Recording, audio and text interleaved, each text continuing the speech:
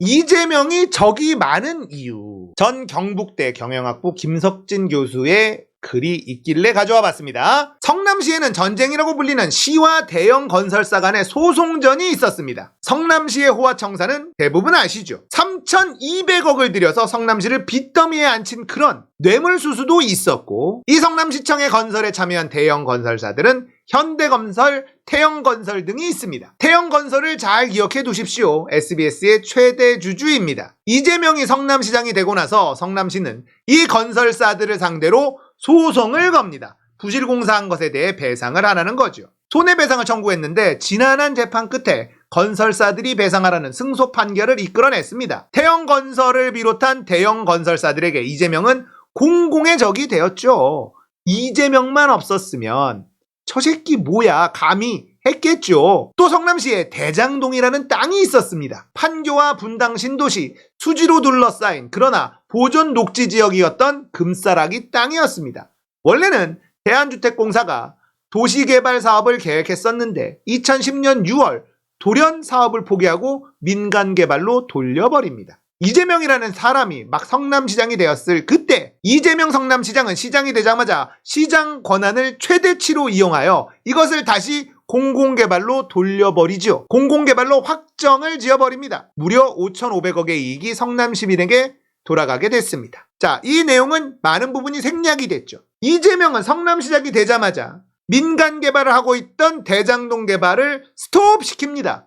그리고 나 이거 공공개발할래? 이렇게 선언을 합니다. 100% 공공개발하겠어 라고 선언을 했는데 성남시의회랑 새누리당이 발광을 합니다. 절대 안 된다. 거기다가 그 당시에 행안부가 지방채 발행을 허락 안 해줍니다. 자, 그러면 100% 공공개발을 할 수 없는 상황이 돼버렸죠. 그래서 어쩔 수 없이 민관 합동개발이라는 카드를 꺼낼 수밖에 없게 됩니다. 자, 이재명은 100% 공공개발을 하자라고 선언했지만 누가 방해했다? 지금의 국민의힘 애들이 방해했다. 왜 했을까? 자기들이 해먹어야만 하니까. 자, 그렇게 민관 합동개발을 하게 되고 5,500억의 이익이 성남시민에게 돌아가게 됐어요. 국민의힘이 안 막았으면 100% 공공개발했을 것 아닙니까? 박근혜 정부 때 지방채 발행해줬으면 100% 공공개발해서 어마어마한 수익을, 조단위 수익을 성남 시민들이 가져갔을 것 아닙니까? 누구한테 배임을 뒤집어씌워? 말도 안 되는 일인 거예요. 진짜 배임은 그 당시 이재명의 100% 공공개발을 가로막았던 인간들, 바로 지금의 국민의힘들. 아시겠습니까?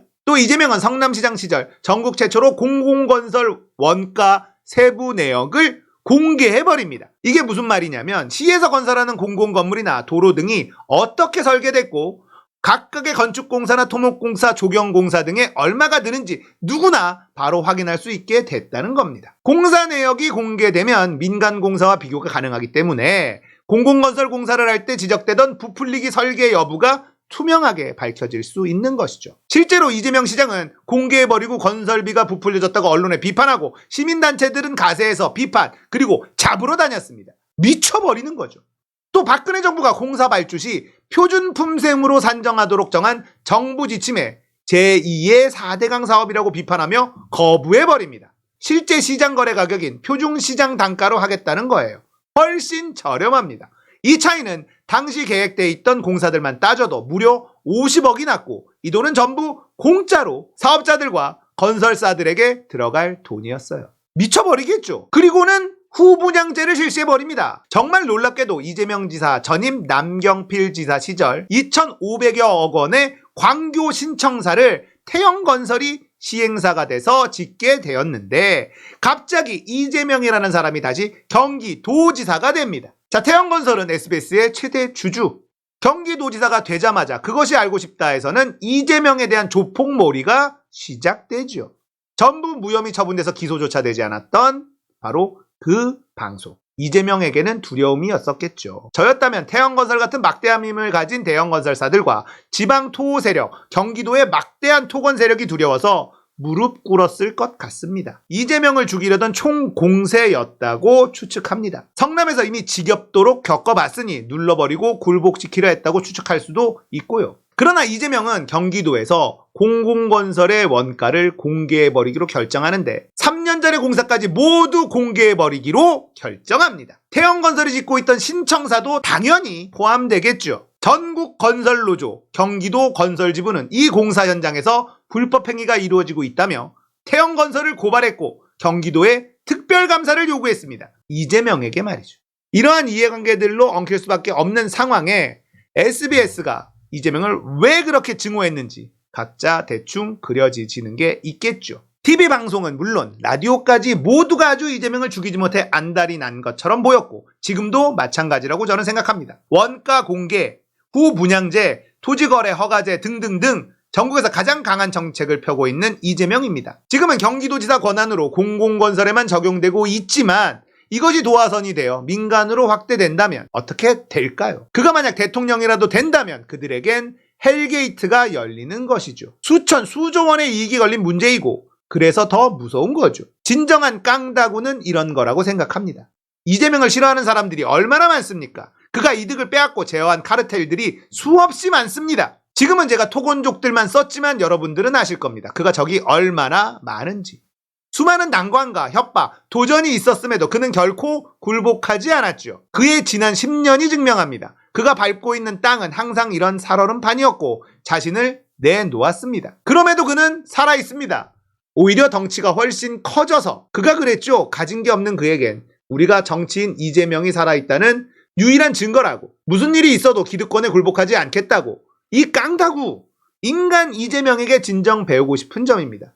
저는 이런 깡다구가 우리 정치판에서 너무 소중하게 느껴지고 좋은데 어쩌겠습니까? 어떤 위기와 유혹이 오더라도 그가 절대 변하지 않았으면 좋겠습니다. 경기도지사 시절 김석진 교수의 글입니다. 자, 경기도지사 시절 재판을 받았고 정치 생명의 위기가 왔었죠. 대법원 판결까지 가서 겨우 무죄가 내려졌고 살아남았습니다. 대선에서 0.74%로 패배합니다. 그리고는 지금 검찰 독재에 엄청난 폭압에 시달리고 있는 겁니다. 그럼에도 이재명은 아직도 여전히 살아있습니다. 이 위기를 극복한다면 이재명은 어떻게 될까? 그런 이재명이 대통령이 된 대한민국은 어떻게 될까요? 이재명이 대통령이 되었다면 어떤 일이 벌어졌을 것인지 살펴보겠습니다. 저한테 맡겨주시면 30명도 안 되는 금융감독원 특별사법경찰 500명으로 늘려서 탈탈 털고 주가 조작하면 미국처럼 80년, 100년 사회로 영원히 돌아오지 못하게 아주 뿌리를 뽑겠다. 김건희가 윤석열이 이재명을 어떻게든 죽이려는 이유가 또 하나 나왔습니다. 불법 고리사채는 경기도에서 발을 못 붙이게 할 것입니다. 자, 이것도 많이 잡았고요. 이것뿐 아니죠. 경기도지사 때 가짜 허위매물 중고차 싹 다 잡겠다 해서 쏙 들어갔었던 게 이재명 경기도지사 시절입니다. 경기도가 시작한 경기 먹거리 그냥 드림 코너 현장. 코로나로 생계형 범죄가 늘었다는 소식에 급히 마련했습니다. 신원 확인 없이 누구나 이용 가능합니다. 사회로부터 받은 작은 배려가 나중에 몇 배로 돌아올 것이라 믿습니다. 이게 뭐냐? 아무나 와서 그냥 먹고 가도 되는 걸 경기도에서 만듭니다. 코로나 때문에 생계형 범죄가 자꾸 는다. 그러니까 먹을 거 훔치지 말고 여기 와서 경기도민이라면 아무나 배고프면 뭐 드시고 가셔라. 이런 걸 한 사람이 이재명이라는 겁니다. 이재명은 했습니다. 경기도지사 시절 어린이 건강 과일 챙겨주자 어린이들. 요즘에 다들 잘 살지만 먹는 것도 이제는 급식도 나오니까 하지만 과일 못 먹는 어린이들이 많더라. 이게 이재명입니다. 수술시 CCTV법 이건 아마 대선인 것 같은데요. 경기도지사 시절 경기도의 공공의료병원에서는 수술실 CCTV가 설치됐습니다. 경기도만 지금도 시행하고 있어요. 이태원 클라스법 만들겠다. 신변증 위변조 도용 등으로 주류 구매 시 판매업주는 반드시 면책하겠고 청소년에 대한 책임을 묻겠다. 판매업주는 면책하겠다. 신분증 도용한 걸로 점주들이 책임지는 이상한 나라 아닙니까? 촉법소년 상환하겠다. 탈모 건강보험 적용 공약했던 사람이고요. 신규 공급 물량 30%를 청년에게 우선 배정하겠다. 이런 부동산 공약을 냈었던 사람이 이재명입니다. 주 4.5일제 단계적으로 도입해보자. 소득 감소 없이 노동시간을 줄인다. 주 120시간 일해라. 최저임금 낮춰라 라고 하는 윤석열과는 차이가 나죠. 면접 지원 서비스. 정장 대여, 헤어 메이크업, 사진 촬영 지원하고요. 이력서, 자기소개서 컨설팅, 전문가 모의 면접 코칭 서비스를 해주겠다. 공공부문 면접 수당 의무화하고요. 면접 수당 지급하는 중소기업은 인센티브 부여해서 자발적으로 참여 확대하도록 하겠다. 청년들을 진짜 걱정하고 생각해줬던 사람이 누구인가? 그런데 20대 30대 남자들이 우르르 윤석열을 찍었죠. 온라인 방법으로 더 편리하게 경력 증명 시스템을 나라가 구축하겠다. 구직자는 취업에만 더 전념할 수 있게 하겠다. 기업은 단 한 번의 경력 등록으로 발급 부담을 없애도록 하겠다. 누가 청년을 생각하죠? 누가 기업을 생각하죠? 국군 장병 통신료 반값까지 낮추겠다. 20% 할인해서 50% 할인하겠다. 장애인 정책 공약, 장애인 연금 확대 지급하고 장애인 이동권 보장하겠다. 자, 지금 오세훈 뭐 하고 있습니까? 장애인 지하철에 엘리베이터 좀 더 늘려달라고 하는 거, 그거 안 해주겠다고 장애인들하고 싸우고 있는 거잖아요. 출근길 발목 잡지 마라. 갈라치기 하려고 활용하는 거예요. 서울시 예산에 서울시 지하철에 부족한 엘리베이터 늘리는 거 어렵지 않습니다. 그런데 오세훈은 그걸로 싸우고 있죠. 왜냐? 정치적인 이득을 보기 위해서입니다. 장애인들이 지하철 타는데 어떤 데는 엘리베이터가 있고 어떤 데는 엘리베이터가 없어. 그러니까 서울시 지하철에 엘리베이터를 늘려달라, 이 얘기를 하고 있는데 오세훈은 꿈쩍도 안 하고 있습니다. 돈이 없어서가 아니에요. 이재명은 장애인 이동권 보장한다는 공약을 발표한 적이 있습니다. 후쿠시마 오염수로부터 국민 지키겠다. 방사능 수산물 수입 봉쇄 공약. 윤석열은 아무 말 안 하고 있죠. 일본에게 모든 걸 굽신거리고 있는, 그리고 서울시 내에서 기미가요가 울려 퍼지는 나라, 그게 윤석열의 대한민국입니다. 공공병원 확충, 이재명입니다. 아파트 분양원가 공개, 이재명은 합니다. 법안 심의 때마다 반대 또 반대. 자본주의 붕괴된다. 업계에서 반대 의견이 있다. 누가 이런 얘기했냐? 박덕흠, 부동산 투기의 달인 박덕흠. 김진태, 기업의 영업기밀 침해하는 건 우려다. 헌법이나 법률체계의 과잉금지 원칙이나 기업활동 자유 등 침해할 우려가 있다. 주광덕. 이재명은 성남시장 때 공사 원가를 공개했고요. 경기도지사 취임 후 공공건설 원가 공개했고요. 경기주택도시공사 분양아파트 공사 원가 공개했습니다. 그래서 이거 전국으로 확대하자 했더니 난리 치는 게 누구다? 국민의힘 놈들이다. 이재명의 사법개혁, 검찰 수사기소 분리한다. 재판과정 녹음 영상 녹화 의무화한다. 검찰 공수처에 대한 국민평가제도 도입한다. 국가경찰위원회 권한 역할 확대한다. 법관 1000명 증언한다. 법원행정처 폐지한다. 헌법재판관 대법원장 지명 3명을 폐지한다. 재판연구원 대표 증언하고 소액사건 판결 이후 기재 의무화하고 수사 단계부터 국선 변호인 조력 제공하고 국민 배심원 재판 대상 사건 확대한다. 자, 지금 이런 것 돼야 되는 거 아닙니까? 이재명은 했을 거라는 거죠. 청년 농업인, 농어촌 기본소득, 기본주택, 공공위탁농지 우선 임차. 지금 윤석열은 뭐하고 있죠? 나라가 쌀 다 사주는 게 농민들을 위하는 게 아니다. 자, 미분양 아파트는 사라 이러면서 쌀은 못 사주겠다. 이게 윤석열입니다. 그런데 또 나온 정책이 뭐였죠? 대책이라는 게? 야, 지금 신동진벼라는 건데 이게 수확량이 너무 많은 품종이네. 수확량 떨어지는 참동진벼로 종을 바꿔, 이러고 있는 게 윤석열입니다. 그런데 농촌에서는 윤석열 많이 찍었어요. 이재명의 노동공약, 청년들이 제일 발광하는 게 뭐냐? 포괄임금 건드려라. 이재명은 포괄임금제를 건드리기로 공약했습니다. 그런데도 20대들은 윤석열을 찍었죠. 남자애들이. 자, 이재명 집권 시 발목 잡는 기재부를 분리하겠다. 예산 기능을 떼내서 대통령 직속 관장하겠다. 속이 얼마나 시원한 일입니다. 군복무 청년 상해보험 자동가입, 성남시입니다. 성남시에서 군대 간 애들은 보험을 들어줬어요. 군대에서 다치면 나라가 나 몰라라 했잖아요. 성남시 예산으로 보험을 만들어줬습니다. 경기도지사 때도 마찬가지입니다. 이걸 전 국가로 왜 확장을 못합니까? 윤석열이 병장 월급 200만 원 올린다고 걔 구라쳤죠? 어떻게 됐습니까 지금? 병장 월급 얼마죠?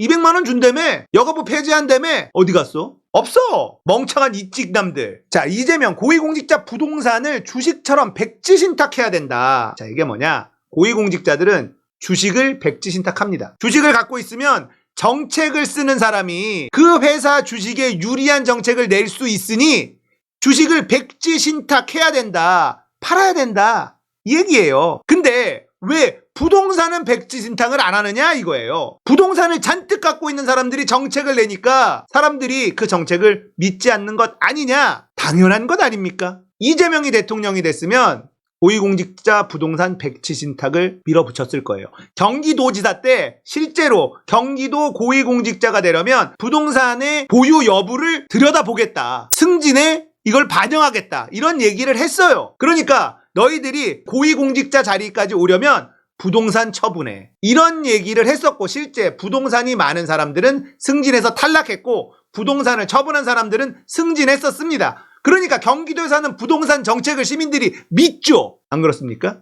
청년 공짜 노동 근절, 포괄임금 약정 규제 지침, 포괄임금제 건드리겠다라고 한 게 이재명이에요. 이찍남들아, 포괄임금제 니들이 그렇게 거푸면은 포괄임금제 이거 건드리겠다라고 공약한 사람이 이재명이라고. 여가부 폐지 하나에 우르르 가서 윤석열을 찍어? 뇌 우동사리밖에 없는 놈들. KTX, SRT 고속철도 통합시키겠다. 이거 당연히 통합해야 되는 거 아닙니까? KTX로 통합해야지. 이걸 왜 나눠 놓습니까? SRT. 자, 혹자는 이런 얘기를 할 수도 있습니다. 어차피 공약 아니냐.